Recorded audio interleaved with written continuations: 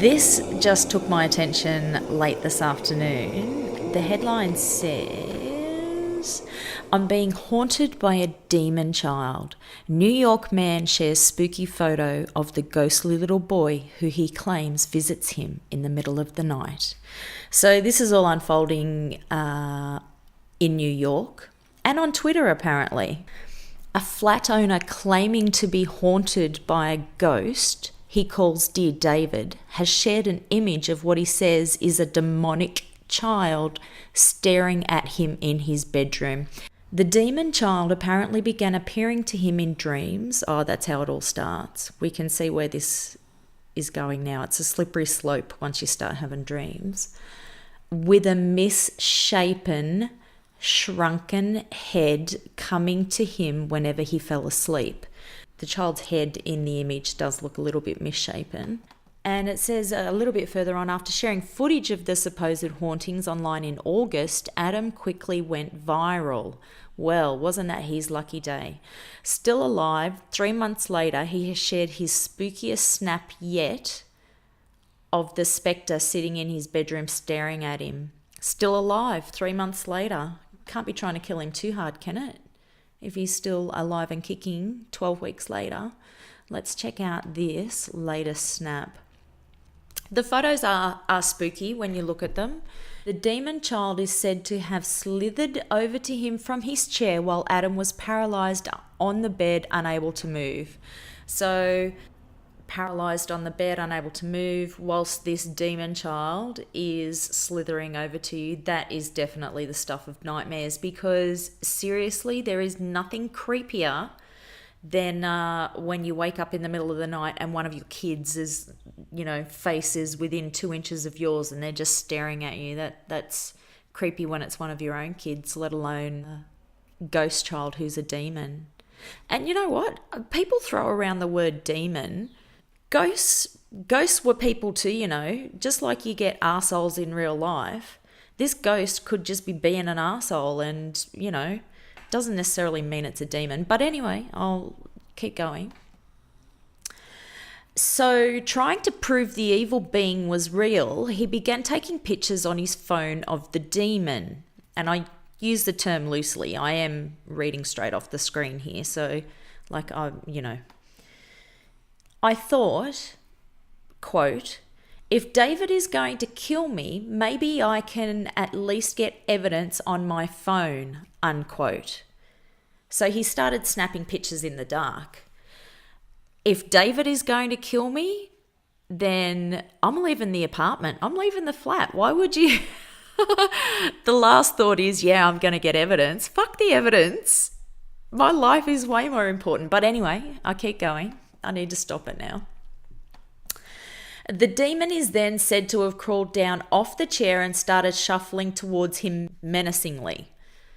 Okay, this is like a scene out of It. Have you guys seen the latest It movie where that creepy clown is like doing that little kind of shuffly thing up towards the kids? Yeah. This is freaky. That would freak me out. Again, if I saw that, you know what? Why didn't he video it? If you've got the presence of mind to stand there snapping photos, gee, it would be great if we had some actual video footage of this. But anyway, again, hindsight's a wonderful thing. Who am I to criticize? Because I wouldn't be photographing it at all. I would have hightailed it out there, but that's just me. I'm not a warrior.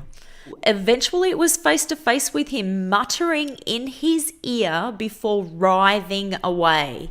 Now the image that evokes in my imagination is pretty freaky. Writhing away. So he shuffled up and writhed away. Okay. When Adam woke up, he let out a sign of relief. I think that's supposed to say sigh, but it says sign of relief. Until checking his phone and realizing that the pictures are real. Oh my God. The pictures are real? Oh no, it wasn't just a bad dream, Adam. You did take those photos. Chilling snaps appear to show a childlike figure sitting in a chair staring back at the camera, just as Adam described in his dreams. So he's been documenting these activities since August, and the abnormal phenomenons, which include his cat staring at the door at midnight every night, unmarked calls, and his local coffee shop appearing to mysteriously shut down, have captivated hundreds of thousands of people and left him terrified. After a couple of weeks of silence, Adam came back on Twitter last month to share the latest two scary happenings, claiming that dear David was back once again to torment him. Yeah, David.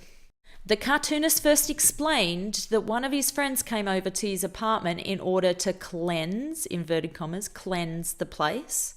While he has received offers from many professional mediums and ghost hunting TV shows, Adam said he had declined all of them because he wants to avoid sensationalizing what has happened to him. Adam then told his 501,000 followers that for a while things appeared to return to normal after several months of escalating anxiety. You know what? As soon as my anxiety starts to escalate, the first thing I try and do, Twitter about it. The cats aren't gathering at the door anymore. I stopped having dreams, he wrote. It was starting to seem like it was over. But that all changed when Adam passed an abandoned warehouse on his way to work. Interestingly, the warehouse has appeared in his Dear David stories before. Okay. According to Adam, it used to be a bustling food cart repair depot, but it suddenly became vacant, apparently without any previous warning, after the presumed ghost started haunting his apartment. Okay, the cartoonist has also said he once had a dream in which Dear David dragged him around an empty warehouse. Well, that's freaky. There's no worse place to have a nightmare than inside an empty warehouse. Adam said he was walking past the warehouse when he noticed something unusual. This time, all the metal doors were wide open, sunlight pouring in. The warehouse was still mostly empty except for one thing. There was a hearse parked near the back wall. The cartoonist shared a photo of the parked hearse that he said was in the empty warehouse. Although he thought the sighting was weird, Adam didn't think too much of it until another unusual event unfolded. Wow, what's the next thing going to be? It was around 11 or so, and I was watching TV on the couch. I went into the dining room to get a drink from the fridge, and I noticed both the cats sitting by the far window staring up at it, he wrote. Adam's cats have a history of staring at shapes that he has linked to Dear David sightings in the past. The window looks out onto the roof of the business next door. I glanced out the window but didn't see anything, he continued. I figured that maybe there was a mouse in the wall or something. I shrugged, grabbed a beer from the fridge, as you do. As I went into the kitchen to get the bottle opener, I noticed something. There's a window in the kitchen which looks out onto the same roof, and someone was standing on the roof staring at me. At this point, Adam said he ducked down immediately, then switched off the light in the room. He then reached into his pocket to take a photo, which he shared on Twitter. The picture, while very dark, does appear to show a shape close to Adam's window. The cartoonist said he tried to take a better photo, but that the silhouette had disappeared by the time he did so. I closed all the blinds and made sure the door was locked, and then drank like 5 more beers until I was too drunk to be scared. Too drunk to be scared, too drunk to care, who knows. But now I feel like I'm back at square one. I'm sure it was him. He's not going away. I don't know what to do. Adam's story began with a series of very vivid dreams featuring a child with the misshapen head sitting in a green rocking chair at the end of his bed, while he terrifyingly experiences sleep paralysis. So sleep paralysis, that's that phenomenon that medical researchers like to say happens when you're not awake, not asleep, but your body, your brain still has put in place that that mechanism that paralyzes you so that we don't act out our dreams. So people report that they can see, they can move their eyes, but they can't speak, they can't move, and they feel really heavy in their chest because it affects all the muscles in the body. So obviously your chest is affected and your breathing also. But I've digressed. That's sleep paralysis in a nutshell.